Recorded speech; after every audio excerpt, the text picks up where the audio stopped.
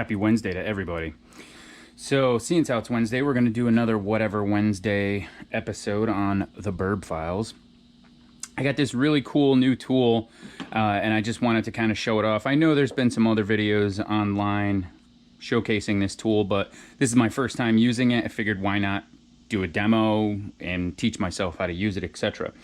So I initially wanted to go onto Eastwood's site and get their brake kit. As they were having a sale, it was on for $180. But the shipping would have taken forever, and I was going away, so I wanted to make sure I got it before I left.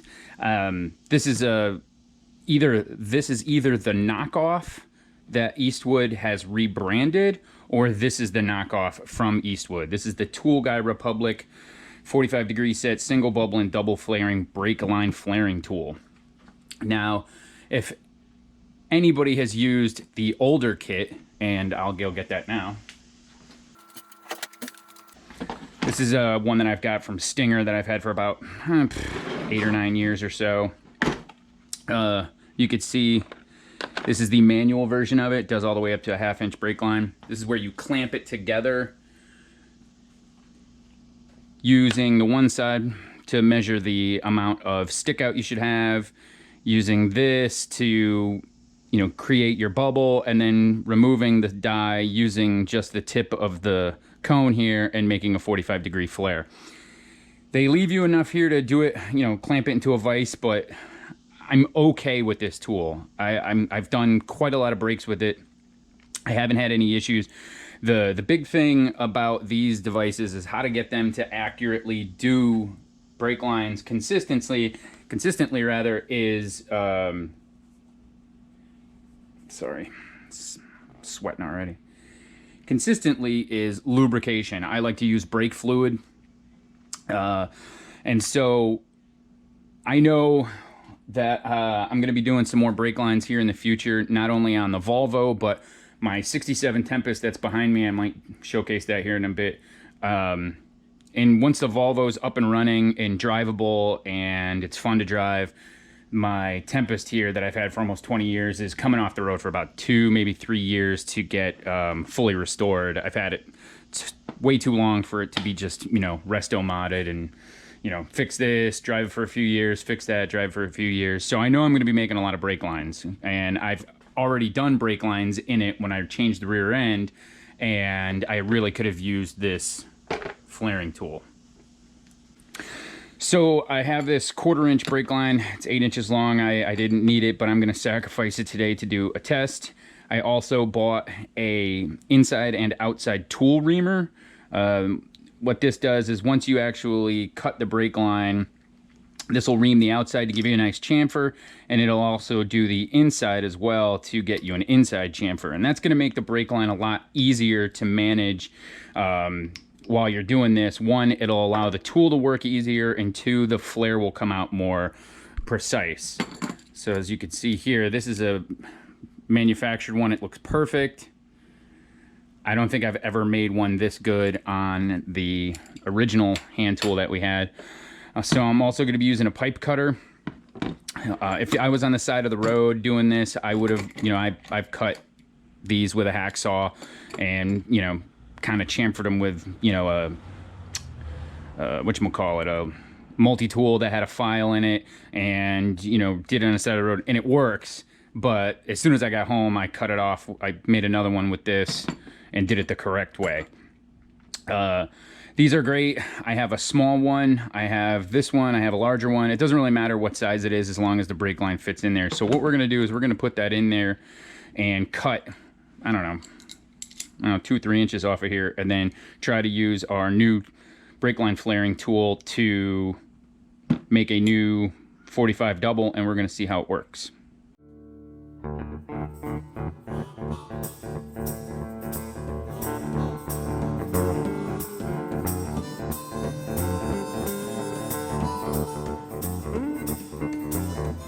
Okay, so we got our end cut off there. You can see the tool's pretty easy. I do have a pair of soft jaw pliers. I just can't find them. So we've all seen that meme. I don't always make a perfect 45, but when I do, I forget the nut.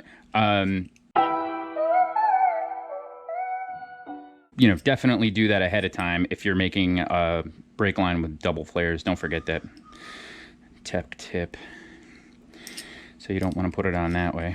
So the reason why they put two sizes on them, some brake components have deeper threads. And so you would have to just figure out which one would go where or which one would fit. Typically, if you're going into a T or a brake line, like a hydraulic brake line, you can get away with using the shorter one. But if you're going into like a distribution block or something like that where it's got a longer thread on it, you know, just make sure this goes the direction that you want it to go before you start, you know, bending it, so to speak. So now what we're going to do is use our reaming tool. So it doesn't take much, so we're just going to put that in there, twist that around. You can see it's got a nice chamfer on the inside there. And then we're just going to do the outside.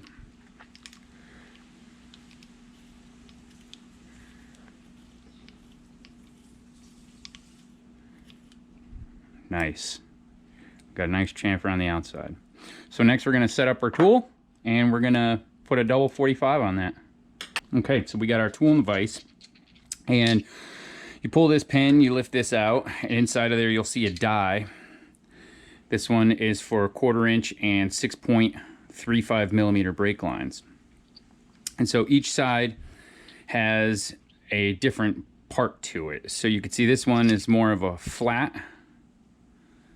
and this one has a double, so we're going to use the double. So we're going to add our die. We're going to make sure that our nut is on, facing the correct direction.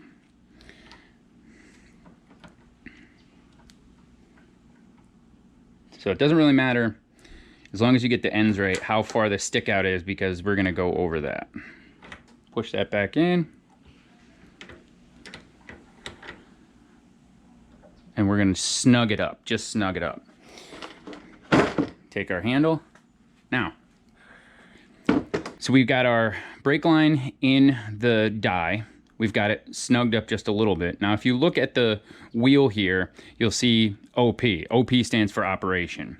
0 means start. This is operation 0. And then each one has an operation number 1. And then if you're doing a double flare, an operation number 2. So operation 0 pretty much just takes the face of this operation 0, it's flat, and butts it up against the die, instantly setting the perfect amount of stick out we need on our whatchamacallit there, the brake line. So let me just back this up a little bit. So all we do is push the handle till it stops, let go. Now we're at operation 0 is complete. You can see the front of the face of the brake line is perfectly lined up with the end of the die. Now we're just gonna cinch that down, give that a nice good one. And now we're gonna go to operation number 1. Operation number 1 is gonna put that bubble on the end of it. So each one has got what's marked on it. So 4.75 millimeter, 3/16, 1/4 inch. We know this is 1/4 inch brake line, so we're just gonna twist this around till we get to 1/4 inch. Now, before we're gonna do that, I am gonna get some brake fluid, and I'm gonna, you know, put a little bit on the end of there. That way, when I go to flare it, it has some lubrication and it doesn't crimp the line. It gives me a nice solid bubble. All right, I got some brake fluid in the cap here. I'm just gonna grab that, put on my finger there. All you need is really a drop.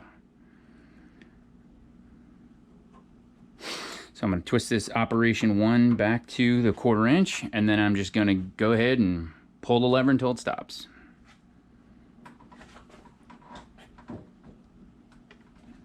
Oh, that ain't easy at all. All right. So, oh, sorry. All right. Take the camera off here.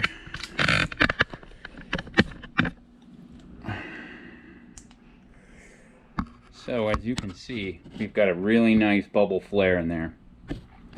Now, if you were working on a Volvo, say a 1986 Volvo 240 wagon that we happen to have in the driveway, They don't use double flare, they use single bubble style. So at this point, if I needed a 1/4 inch brake line with a bubble, I would stop. But we were gonna make a double flare. So we're gonna go to operation number 2 on the 1/4 inch. That's this one right here. I'm gonna take my brake fluid here and give that a little dabble do ya. I'm gonna switch this over to operation number 2, and there's detents in these wheels, so you'll feel it stop. And then we're just gonna press it again. And you know what I'm gonna do? I'm gonna move this and close that up so it doesn't spill all over the place. And just push until it stops. And that, my friends, is that. So now, all you have to do, loosen that up, pull the pin, pull the top die off.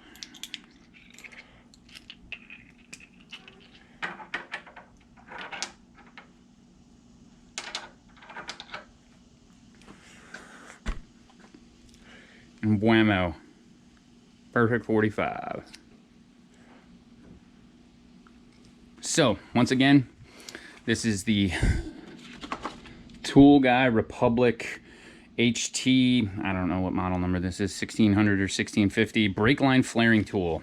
Worth every penny to get one good brake line compared to how many I've screwed up over the years with that other tool that we got from Stinger.